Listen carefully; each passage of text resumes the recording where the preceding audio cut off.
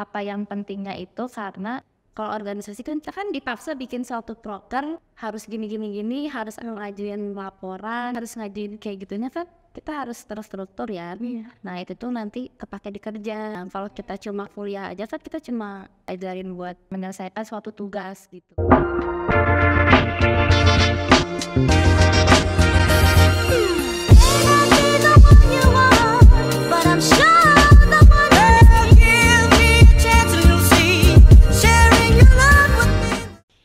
Halo semuanya, Kembali lagi di Rubik ruang bincang kali bersama aku Ninis. dan aku Bargius.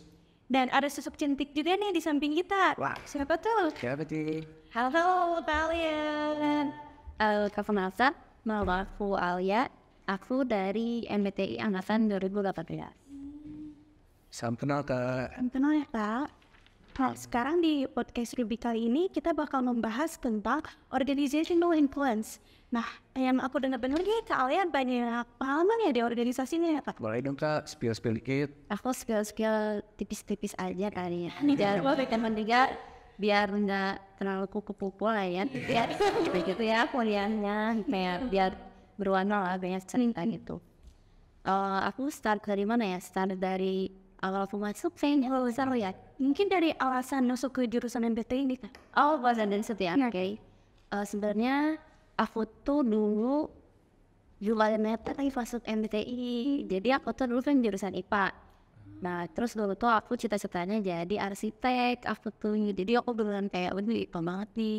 Dan tapi waktu aku kayak les gitu tuh, guru aku tuh emang selalu notice kalau misalnya aku tuh bagusnya di matematika ekonomi gitu. Tapi aku kayak ngomong denger kan, karena goals aku jadi ini gitu. Nah itu tuh sebenarnya buat teman-teman ya, bukan buat pilih jurusan aja. Emang sebenarnya kita tuh jangan terlalu fokus sama diri sendiri pengennya apa gitu. Jadi emang omongan dari luar, dari orang tua, temen, dan guru atau siapapun itu tuh ya emang harus dijadiin pertimbangan juga, karena siapa tahu itu tuh yang ditunjukin gitu, yang terbaik buat kita kayak gitu kan.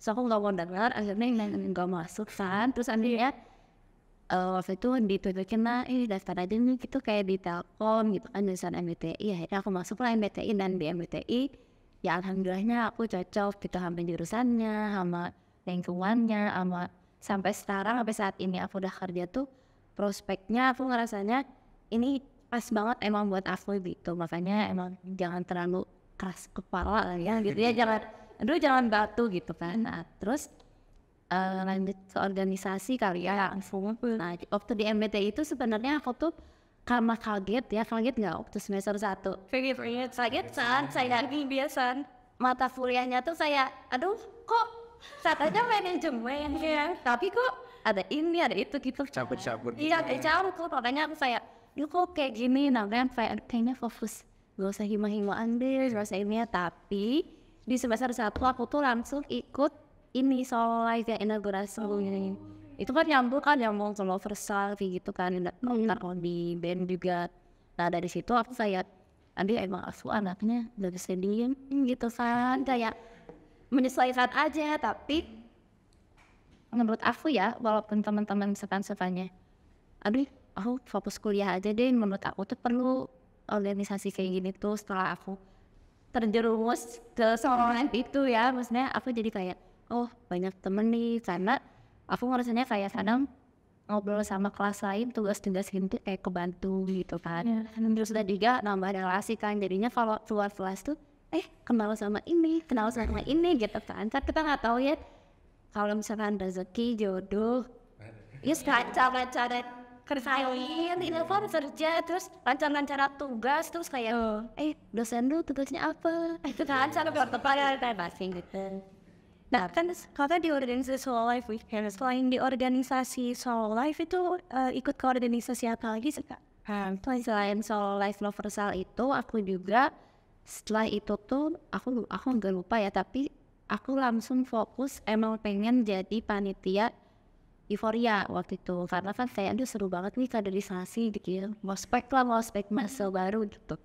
Nah dari situ emang aku udah mau fokusin ke situ. Tapi aku juga ikut perhimpunan masa Bandung, karena aku yang Bandungers ya. Iya, ketemu kayak kita ya, gitu. Aduh, Tuhan kan banyak yang enggak orang Sunda juga, tapi kan kita tetap balik lagi rumah kita gitu kan. Nah, emang tapi juga seru banget sih karena kan udah mau foto sama, terus kayak SMA mana gitu kan, SMP mana di kayak gitu-gitu. Terus sebenarnya aku bahas yang menariknya ya, berkesan ya, yang berkesan banget itu sebenarnya euforia.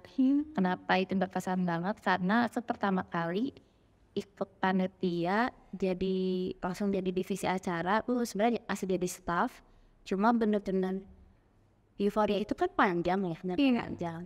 Jadinya terus dia ada beberapa rangkaian acara gitu kan, saya ada 5 online panjang, dan itu tuh prosesnya tuh seru banget tuh, bukan seru kita seru-seruan ya, kita kan brainstorming gitu kalau kalau divisi acara kayak gitu.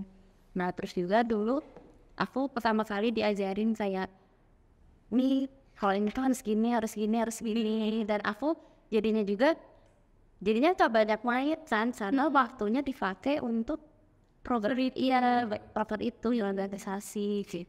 Tapi untuk menjalani itu pasti kan ada tantangannya ya Pak, nggak selalu mulus aja. Menurut kakak apa sih tantangan yang beratnya gitu selama menjalani itu?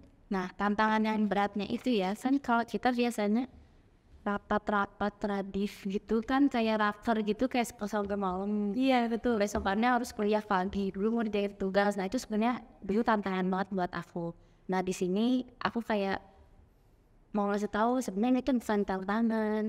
Nah ini tuh makanya teman-teman tuh di sini harus kayak ibaratnya punya partner, punya teman, dan itu tuh kita dapetnya dari mana? Dari kita bersosialisasi. Salah satunya ya organisasi itu. Jadi kan kita bisa ada yang bantuin ngerjain tugas, ada yang apa gitu, ada yang NVS kita kan, dan juga organisasi kan itu positif ya, maksudnya bukan cuma kita bimbang hal di luar ini gitu. Nah itu juga selain itu ngebangun pola pikir kita. Jadi kan kita juga apa ya, si otak kita itu jadinya nggak di situ-situ aja mulu, tapi dari otak kita berkembang gitu, karena kan otak kita itu sebenarnya perlu untuk diasah ya gitu. Jadi kita bisa nanti juga pas udah kerja nanti kita nyambung ya itu ya, masih ya udah kerja ini nyambung ke teman-teman, nanti aku bisa ada contoh satu deh kayak gitu sih kurang lebih generalnya ya.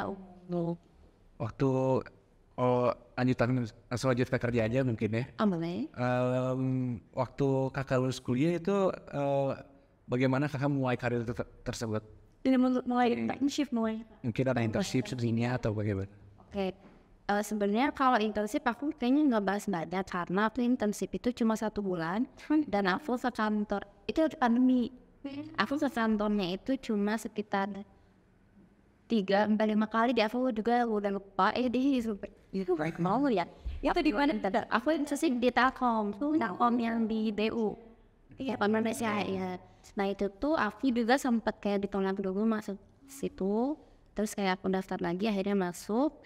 Dan kalau internship di Telkom sebenarnya dia nggak terlalu banyak ya tugasnya, cuma aku belajar dari situ tuh kita belajar bikin laporan sendiri. Jadi kita emang dikasih, kalau internship kan jangkanya pendek, jadi kita kayak cuma dikasih case, kita semestinya apa kayak gitu. Nah itu aku belajarnya kayak bikin skripsi lagi sih, karena kan kita bikin laporan magang kayak gitu. Nah itu sih kalau dari internship. Nah kalau aku mulai karir yang sekarang sebenarnya mungkin sebenarnya nyambung sama aku himpunan, dan gak apa-apa banyak lagi setback sedikit ya. Nah jadi sebenarnya aku tuh emang target aku tuh harus kerja nih sebelum aku wisuda. Keren banget tuh. Aku kayak gimana tuh caranya aku harus kerja sebelum aku wisuda, karena kan aku juga kayak anaknya kan diem juga, jadi kayak mau ngapain nih di rumah gitu sana ngapain. Nah setelah aku sidang itu, ini buat teman-teman nanti juga ya, setelah sidang aku saraninnya better kayak beresin dulu semua sampai yudisium. Jadi kan ada lagi yudisium itu, setelah beresin itu mendingan langsung deh cari kerja kayak gitu, cari kerja. Terus waktu itu tuh aku kebetulan yang alhamdulillahnya langsung dapat. Jadi aku dapat tuh sebulan sebelum wisuda. Itu kakak nemunya gimana? Kalau tahu itu tuh aku setelah aku ini susah loh ya dapet dia, kayak aku udah apply kayak ke waktu itu dicatat sih, misalnya aku apply kali itu sampai ke 30 sih sebenarnya. Kalau 30 30 apply itu masih masuk sedikit ya, termasuk sedikit, iya masih sedikit. Nah itu tuh aku dapatnya ada yang nawarin di LinkedIn dan aku dulu tuh gak pilih-pilih kerjaan, nanti aku kerja dulu. Karena apa? Karena aku dulu waktu kuliah sibuknya itu organisasi bukan internship, nah kayak gitu. Tapi ini juga bukan berarti lebih sibuk organisasi dibanding internship itu jadi hal buruk ya kayak gitu. Jadi ada plus minusnya juga. Nah aku waktu itu karena aku kuliah pengen ngambil sini masa-masa kuliah gitu kan, pengen sama teman-teman kuliah, jadinya sadarnya waktu pas udah lulus langsung cepet-cepet dari kerja. Nah sebenarnya kalau emang teman-teman prefer internship dibanding organisasi saat ini ya itu juga boleh, maksudnya tergantung objektif teman-teman. Cuma kalau menurut aku sih kalau kayak gitu nanti kurang gitu waktu sama teman kuliah, relasinya juga kurang. Maksudnya emang sih nanti bagus ya misalkan dari internship itu pas lulus langsung ditarik nih misalkan jadi karyawan, tapi kalau misalkan kayak gitu kita kan masa mudanya kapan? Iya dasar. Ini kayak teman-teman sekarang kayak himpunan, organisasi kan gak cuma kerja doang, kita kan ada hal Main di belakang gitu. pagi kan serunya abang suka lihat kayak banyak yang cirok, ada yang level basic kan, ada yang di organisasi lah gitu kan. Nah kayak gitu sih menurut aku mah. Kalau dari aku ya, tapi ini sebenarnya pilihan teman-teman lagi. Kalau dari aku abisin dulu deh buat kuliah. Berarti organisasi sangat penting ya Kak buat di kehidupan kerja nanti yang Yes, betul. Nah itu juga apa yang pentingnya itu karena aku ngerasanya kalau organisasi kan kita misalkan divisi nih, misalkan kayak ini divisi PR kan ya. Kita kan dipaksa bikin suatu proker harus gini, harus ngajuin laporan misalkan atau dan lain-lain, harus ngajuin kayak gitunya kan kita harus terstruktur ya. Nah itu tuh nanti kepake di kerja. Nah kalau kita cuma kuliah aja kan kita cuma diajarin buat menyelesaikan suatu tugas gitu. Kalau ini kan kita harus bagi waktu, harus fleksibel dan lain-lain kayak gitu. Itu lucu sih. Sebenarnya lebih ke pola pikirnya sih dan bagaimana ya cara manage waktunya itu bermanfaat banget saat buat bis kerjaan gitu.